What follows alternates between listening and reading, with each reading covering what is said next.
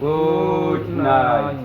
Wawayen banza wawayen wofi ya kamata ku cewa mutum good morning ba wai a'a good night ba saboda yanzu ba dare bane safe ne.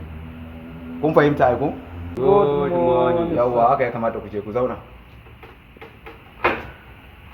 Mu na yau ko in ce topic namu na yau shine duk abin da mutum zai yi a rayuwa ko a ce ya zama wani abu ko wani hamshaki ko wani dai babba ko wani abu daban sai tare da gudunmawar mace a bayansa ko kuma tare da goyon bayar mace.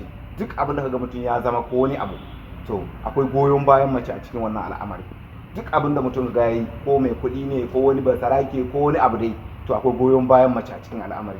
So a wannan topic da muka yi shi akwai wani abin da kun fahimta a ciki a darasin namu na yau?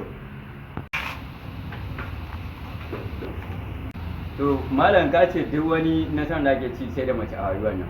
To ashe mun ɓata lokaci muke muna zama a aji. Mun ji kawai neman mata za mu tafi kawai, wani ma mu je mu neman mata kawai. Have mercy upon us.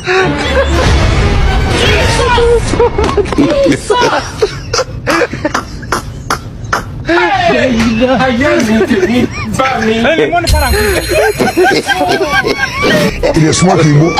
God.